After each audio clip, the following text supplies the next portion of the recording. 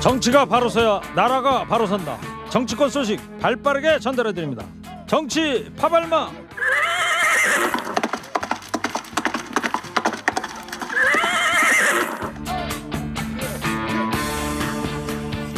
날은 더워도 오늘도 달리겠습니다. 지치지 않는 땡벌 봉보라 봉봉. 봉봉봉. 최진봉 성공회대 교수입니다. 시사평론계 루이 암스트롱. 서정욱 변호사 나왔습니다. 예. 자, 지금 최진봉 성공회대 교수님 스튜디오 안 계시고 전화 연결돼 있어요. 지금 어디 계세요? 제가 지금 가고 있는데 너무 비가 많이 와가지고요. 예. 시간을 못 맞추고 갓길에 세웠습니다. 네. 전화로 연결을 해서 죄송합니다. 김포 쪽에서 오신다면서요?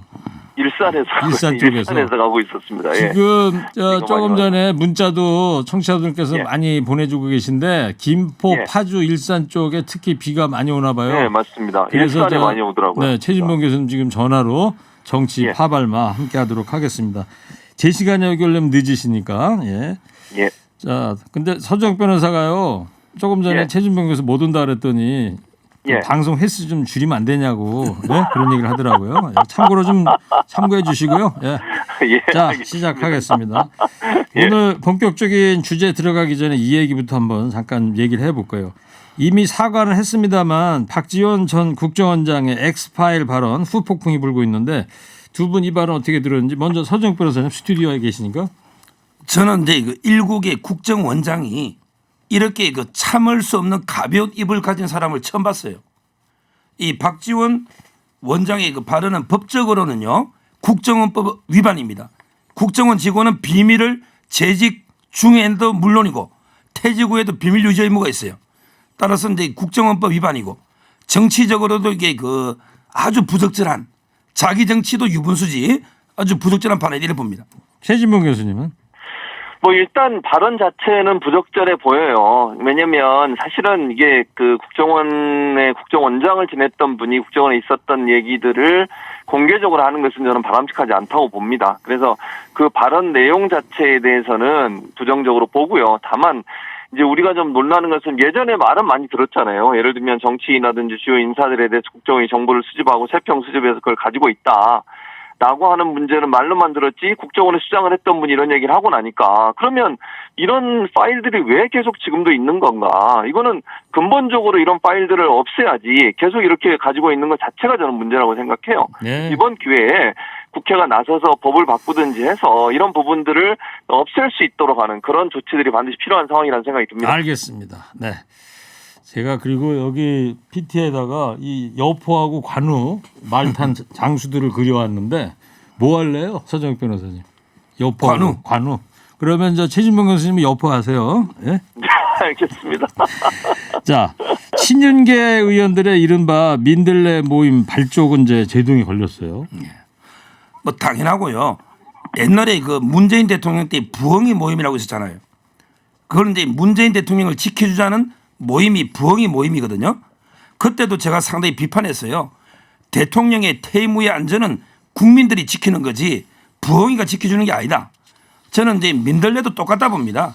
결국은 이제 윤석열 대통령을 지켜주자는 모임으로 보입니다. 그렇지만 이게 그런다고 해서 지켜지는 게 아니에요. 결국 국민이 지키는 거예요. 따라서 저는 부엉이든 민들레 모임이든 이런 게 그 사조직은 편가력입니다. 네. 다 이게 해체돼야 된다 봅니다. 예, 장제원 의원이 이제 불참선을 했는데 이런 과정에서 최진봉 교수님 권성동 원내대표하고 장제원 의원 간에 갈등설이 또 나오기도 했어요. 그러니까 서로 뭐 얘기가 다르시더라고요. 근데 저는 그 서정욱 변호사 말처럼 그런 모임을 만드는 것 자체가 문제라고 생각해요. 그게 개파가 되는 거거든요.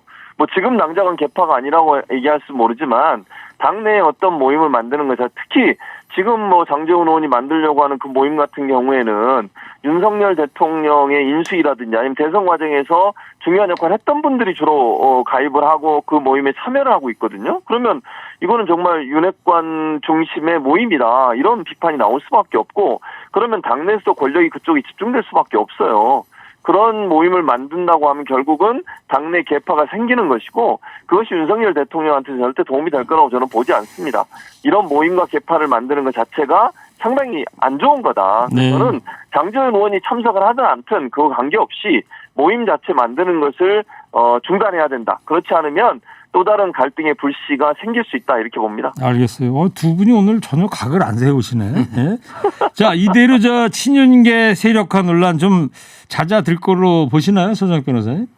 뭐 일단 장제원 의원이 이제 불참을 했기 때문에 조금 이게 논란은 수석 국면으로 접어드는데 앞으로 이게 좀 더 지켜봐야 될 것 같아요. 네. 최 교수님은요? 저도 뭐 비슷한 생각인데 이게 잦아들 거라고 보지 않습니다. 장제원 의원이 참여 안 한다고 해서 모임 자체가 지금 없어지는 건 아니잖아요. 그 모임을 지금 하는 것으로 보여져요. 그러면 장제원 의원이 거기에 소속돼 있고 안 됐고가 중요한 문제가 아니잖아요.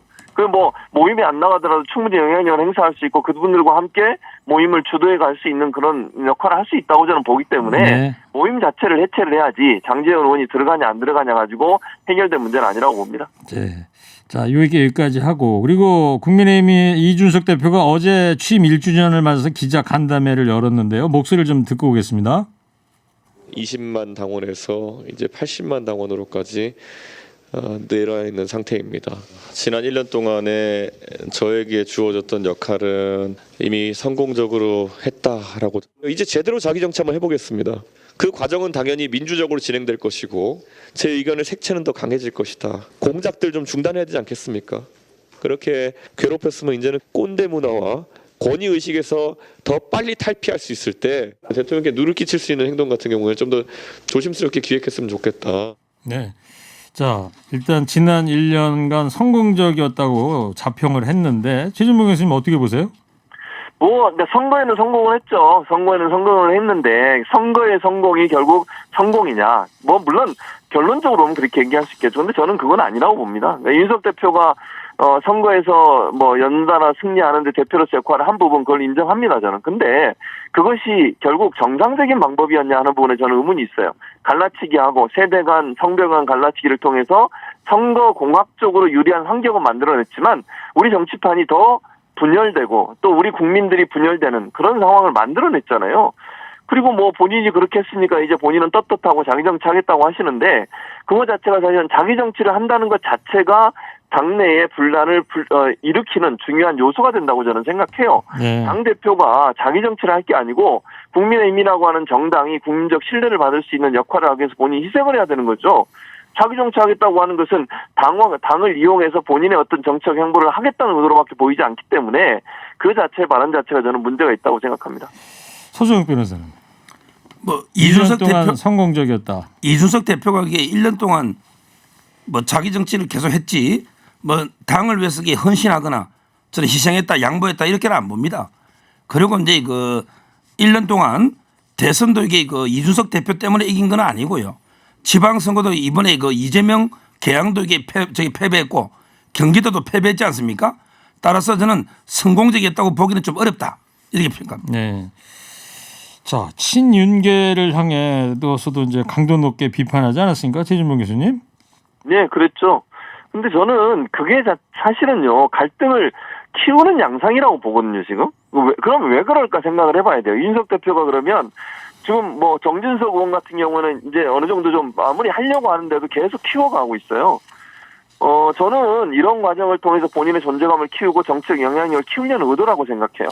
윤핵관이라고 하는 그룹과의 대결 구도를 만들어서 본인이 정치적으로 지금 어려운 상황이 있는 부분을 넘어서고 그걸 넘어서 대선까지도 바라보는 정치적 행보라고 저는 보거든요. 결국 당내의 갈등 요소를 부각시켜서 일반 대중이나 젊은 세대의 지지를 끌어내고 그걸 통해서 팬덤 정치를 통해서 본인의 공고한 정치적 환경을 만들려는 의도다. 이건 철저히 준비된 자기 정치의 전형이다. 그래서 저는 이준석 대표 이런 행동이 대표로서의 바람직한 모습은 아니라고 생각합니다. 네. 자, 서정혁 변호사님, 이준석 대표가 자기 정치를 하기 위해서는 친윤계 파고를 넘어야 할 텐데 잘 될 거라고 보세요? 저는 이제 잘 안 될 걸로 봐요. 왜 그러냐면 이게 나이가 젊다고 무조건 이게 새로운 정치가 아닙니다. 지금 이준석 대표의 정치 행태는 나이는 어리지만 하는 건 이게 과거의 정치 행태를 그대로 답습하고 있어요. 상당히 계속의 갈등을 통해서 자기 이권을 챙기는 이런 구시대 정치를 구태를 반복하고 있는 거죠. 이런 행태로는 저는 이게 그 본인이 친윤계 파고를 넘고 성공하기 어렵다 이런 겁니다. 네. 네. 한 청취자께서 이런 의견을 주셨네요. 두 분이 오늘은 의견이 비슷해서 듣기가 좋습니다. 그런데 이럴 거면 한 분만 필요한 거 아닌가요? 크크크. 자, 좋다. 칭찬해 주시면서도 약간 좀 각은 좀 세우는 장면을 보고 싶다 이런 얘기 같아요. 자, 민주당 얘기도 해볼게요. 어제 우상호 비대위원장이 첫 기자 간담회를 열었는데요. 우상호 비대위원장 이야기 잠깐 듣고 오겠습니다. 조심들 하셔야 될 겁니다. 저는 다음에 불출마했기 때문에 누구 의식할 필요가 없거든요. 수박 이런 단어 쓰시는 분들 제가 가만 놔둘 겁니다. 동시에 500개, 1000개가 들어오는 것은 약간 조직화된 공격이라고 보여지기 때문에 그렇게 바람직해 보이지는 않습니다. 팬덤 문화에 대해서는 당이 한번 건강하게 토론을 한번 해볼 생각입니다. 네, 앞으로 수박이라는 단어를 쓰면 그냥 있지 않겠다. 아주 강하게 경고를 했는데 최 교수님 일단 이 수박 요즘 참 논란인데 말이죠. 이 논쟁 시작이 어떻게 된 거죠? 이게 뭐 어떻게 된 거냐면 지지자들이 사실 이제 수박이 겉과 속이 다름을 표시하는 하나의 단어예요. 그렇죠. 그러니까 지지자들이 이제 예를 들면 그 개파 싸움 하고 있는 정치인들을 향해서 비판할 때 쓰는 단어예요. 그렇죠. 근데 이게 문제가 된 게 뭐냐면 이현우 의원이 이걸 또 SNS에 수박이란 말을 하셔가지고 논란이 이제 좀 더 커졌죠. 그래서 원래는 지지자들 사이에서 그 겉과 속이 다른, 즉 뭐 예를 들면 겉은 파랗고 안은 빨갛고. 예, 뭐 그런 거죠. 그래서 개파 갈등의 요인이 되는 부분들을 비판하는 단어였는데 이게 이제 의원들 사이에서 얘기가 나오면서 논란이 되고 있고요. 그래서 이제 우상호 비대위원장이 의원들이 이런 얘기하면 가만두지 않겠다 이런 얘기예요. 저는 뭐 당연히 그래야 한다고 봅니다. 이런 뭐 의원들 사이에 SNS 글 올리고 이러면서 서로 수박이라고 하고 아니라고 하고 이런 얘기 자꾸 하는 거 저는 바람직하지 않다고 보고요. 그러니까 건전한 비판은 필요하지만 이런 용어들을 의원들 사이에 사용하는 건 맞지 않다고 봐요. 지지자들이 뭐 본인들이 사용하시는 걸 당이 막을 수도 없는 것이고 뭐 그런 용어 사용하는 것은 지지자들의 자유입니다만 의원들 사이에서는 서로 공격하면서 이런 자극적인 단어를 사용하는 것은 바람직하지 않다고 봅니다. 가만두지 않겠다라는 게 이제 쓰지 말아달라는 당부지만. 예, 그런 의도였죠. 예, 맞습니다. 자, 이 수박으로 서정혁 변호사님 주말 내내 하여튼 저 TV 뉴스 틀면 계속 나왔어요. 제가 솔직히 제일 좋아하는 과일이 수박인데요. 네. 근데 저는 우상호 위원장이 가만두지 않겠다고 했는데 무슨 힘이 있나요? 옛날에 2013년에 문희상 의장 있죠. 예. 이분은 이제 포청천에 작두 있잖아요. 개작두. 자꾸 이게 당내 분란을 일으키면 작두로 목을 쳐버리겠다. 이렇게 그때는 힘이 좀 있었어요. 그러니까 겁을 좀 먹었어요. 근데 우상호 위원장은 2달짜리 임시 비대위원장인데 가만 안 두면 어떡할 겁니까? 징계 결정도 못할 공천권도 없죠. 저는 엄포에 불과하지 이 논쟁이 잦아들지 않는다. 지금 주말 내내 이원욱 그분은 화성을의 정세균 계죠. 네. 그다음에 철험의 김남국 계속 논쟁하고 있고 또 이수진, 윤영찬 계속 논쟁하고 있잖아요. 저는 어렵다 봅니다. 잦아들기가. 자, 최 교수님. 예. 이 밖에도 한꺼번에 계파 갈등이 이제 쏟아져 나왔습니다. 예. 뭐 그래서 개파 갈등은 저는 진짜 아무튼 민주당이 이런 모습을 보이는 것 자체가 국민한테 큰 실망감을 준다고 저는 생각해요. 뭐 예를 들어서 좋습니다. 뭐 이원욱 의원이든 뭐 윤영찬 의원이든 이수진 의원이든 김남국 의원이든 본인들의 의견을 얘기할 수는 있지만 그것이 개파 간의 싸움으로 비춰서는 안 된다고 생각해요. 건전한 비판이 돼야죠. 예를 들어서 당의 진로나 문제에 대해서 각각의 의견을 제시할 수 있지만 자극적인 단어나 용어를 사용해서 상대방을 비난하거나 비판하는 것으로 하는 건 저는 아니라고 봐요. 네. 그렇게 하는 것이 국민들한테 무슨 신뢰를 얻겠습니까? 구체적으로 얘기하자면 철험회를 해산해라 이런 요구가 있었단 말이에요. 뭐 그런 요구도 있었죠. 뭐 철험회를 해산하는데 철험회가 개파인지 제가 모르겠어요. 뭐 저는 그렇게 개인적으로 보지 않고 철험회 숫자 자체도 그렇게 많지도 않은 걸로 알고 있는데 그 뭐 철험회라고 하는 사람들이 모여서 뭐 검찰 수사권 조정 문제에서 강한 입장을 낸 건 맞지만 개파처럼 나눠서 어느 한 진영을 지지했다고 저는 보지는 않고요, 개인적으로. 그렇기 때문에 철험회 해체라고 하는 것이 무슨 뭐 개파의 해체인 것처럼 보이는 건 아니라고 생각해요. 근데 모르시는 분들을 위해서 철험회가 뭔 뜻이죠? 저도 철험회가 처음에 생길 때 처음처럼 무슨 이런 뜻인지 게 줄여서 한 거죠. 그렇군요. 처음처럼 아마 그럴 거예요. 처음처럼. 그죠? 네. 무슨 어디 뭐 술 광고도 아닌데 어쨌든 그렇군요. 저는 근데 어쨌든 저 최진만 교수님 잘 모르시는군요. 잘 모릅니다. 저 방송을 좀 철험의 횟수를 줄이셔야 된대요. 네. 자, 근데 철험의 해체하고 개최하고 무슨 연관이 있는지 잘 모르겠어요. 네. 자, 서정욱 변호사님, 우 위원장의 경고가 당내 갈등 잠재우기에 제대로 영향을 줄 것 같지는 않다. 영향력이 별로 없을 것 같다. 그럼요. 예. 아까처럼 이게 작두도 없고 공천권도 아무것도 없잖아요. 말로만 이게 그 경고한 데서 누가 듣겠냐 말이에요. 그리고 이게 수박이라는 말만 안 쓰고 이렇게 싸우면 해체라 이게 의미가 없잖아요. 자, 민주당을 어떻게 쇄신하는 게 바람직한지 국민 여론조사가 있었죠. 최진봉 교수님? 예, 국민 여론조사가 있었죠. 그래서 저는 그 여론조사 결과를 제가 구체적으로 지금 제가 손에 갖고 있지 않아가지고, 네. 예, 그러니까 차를 지금 옆에 세워놓고 그래요. 전화를 하는 바람에 그거는 서정욱 변호사 설명해 주시고요. 근데 민주당 같은 경우에는 국민들이 볼 때는 어쨌든 야당으로서의 역할을 잘 하기를 바란다고 저는 생각을 해요, 기본적으로. 근데 그런 부분들이 제대로 안 됐을 때는 국민들의 지지를 받을 수 없게 되고, 그리고 지금 상황에서 사실은 그 강력하게 견제할 수 있는 야당의 역할이 필요한 상황인데 그런 역할을 못한 부분에 대한 실망감이 크기 때문에 네. 그런 부분들을 잘할 수 있는 역할을 좀 했으면 좋겠습니다. 그래요. 이제 국민 여론조사를 보면 이 청년 신진 인재 영입을 통한 세대 교체가 43.6%로 첫 선에 꼽혔죠. 예. 다음으로 이제 당내 원로 인사를 통한 세력 통합, 이재명 의원을 중심으로 한 재편, 친문그룹 중심 재편 이런 순으로 여론조사가 결과가 있었습니다. 자, 서정욱 변호사님. 예. 하지만 민주당 지지층의 응답만 보면 이재명 의원 중심 재편이 39.4%로 가장 높았단 말이에요. 이 결과를 어떻게 해석해야 될까요? 제가 이제 그 SBS에서 한 여론조사인데요. 네. 저는 정치는 이게 두 눈으로 보고 두 귀로 들이대요. 이 말은 이게 전체 국민 여론조사를 참조해야 돼요.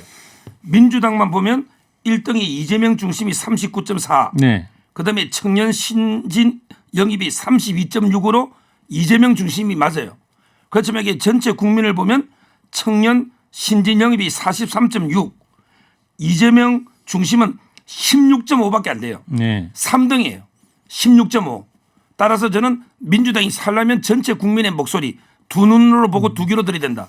따라서 세대 교체, 네. 청년으로 가는 게 맞다 이렇게 봅니다. 최진봉 교수님. 청년으로 가는 게 맞는데 그런 역할을 하기 위해서 강력한 리더십이 필요한 거예요. 그러니까 이재명, 예를 들면 민주당 같은 경우에는 당원들의 의지가 모아져서 당대표를 뽑는 거예요. 그 당대표를 뽑고 나서 그 당대표가 지금 얘기하신 예를 들면 신진그룹이라든지 원로의 말을 정치적으로 청취하는 부분 이런 부분들이 실현이 되는 거죠. 그러니까 중요한 건 저는 두 가지가 함께 가야 된다고 생각해요. 누구는 되고 누구는 안 되고의 문제가 아니고 누구를 배척하고의 문제가 아니에요. 국민의힘이 왜 그렇게 이재명 지금 의원이 당대표 되는 걸 반대하겠습니까? 됐을 때 더 두려움이 있기 때문이라고 저는 생각해요. 그러니까 이재명 의원이 당내 당원들의 총의가 모여져서 대표가 된다고 하면 그 대표를 선출하고 그분이 이제 세대 교체해야 되겠죠. 그 역할을 할 수 있다고 저는 보고 그렇기 때문에 두 가지가 함께 가야 된다. 어차피 당대표는 당원들이 뽑는 거예요. 당원들의 총의가 모아지는 것이고 누구는 되고 누구는 안 되고 이런 의미가 아니라고 저는 보고요. 그런 점에서 본다면 두 가지가 결합해서 가는 게 맞다고 봅니다. 알겠어요. 오늘 처음으로 의견을 보내주신 새싹 청취자 의견을 소개를 해드리면요. 9675님께서 수박이 색깔은 다르지만 겉이 파랗거나 빨갛거나 하면 수박이 아니죠. 당내에서도 다를 수는 있는 거죠. 다만 서로 조율이 문제라고 봅니다. 다른 색으로도 훌륭한 맛을 내는 거 아니겠습니까? 민주주의는 다양성에서 빛을 발하는 게 아닌가 싶습니다. 이런 의견을 감사합니다. 자, 세 번째 얘기는 민주당이 이제 국회법 개정안을 추진하고 있는데 최 교수님 골자를 좀 간결하게 소개를 좀 해주실래요? 예, 골자는 뭐냐면요. 지금 법이 통과돼서 그 시행이 되는 과정에 대통령이 국회의 법에 좀 반하는 형태, 반한다고까지 제가 표현하는 것은 좀 과할 수도 있는데 어쨌든 국회 법 취지에 다르게 시행령이나 아니면 훈령을 통해서 자체적으로 법을 시행하는 경우들이 있거든요. 이런 부분들을 너무 예를 들면 이런 거잖아요. 국회에서 법을 통과시켜서 그 법의 취지가 있는데 그 취지를 벗어나는 행동을 또는 어떤 시행령을 대통령이 국무회의나 대통령의 권한을 통해서 만들어가지고 법의 취지를 훼손하는 일이 벌어지고 있는 부분들이 있습니다. 그래서 그런 부분 좀 막기 위해서 부처에서 만약에 그런 행동을 하거나 대통령실에서 그런 행동을 했을 경우에 국회가 그걸 다시 시정하라고 요구할 수 있도록 하는 조항을 집어넣자 하는 것이 이번에 이제 조홍천 의원이 발의한 국회법 개정안 내용입니다. 이번에 그 법무부에서 인사검증단 만든 게 이제 대표적인 예가 되는 거 네, 아니겠어요? 맞습니다. 자, 네, 서정익 그렇습니다. 변호사님, 윤석열 대통령이 이 개정안 관련해서 입을 열었어요. 당연히 이제 거부권을 시사한 거고요. 우리 헌법 107조를 보십시오. 헌법 107조에 보면 법률이 헌법에 위반되면 헌법재판소가 결정하고 그다음에 시행령, 시행규칙이 헌법이나 법률에 위반되면 대법원이 결정합니다. 그래요? 지금 이게 상권분립이에요. 국회가 행정부보다 이게 상급기관은 아니잖아요. 시행령이 법률에 반하면 그러면 이게 재판에 전제가 돼서 법원이 제3의 기관이 판단한단 말이에요.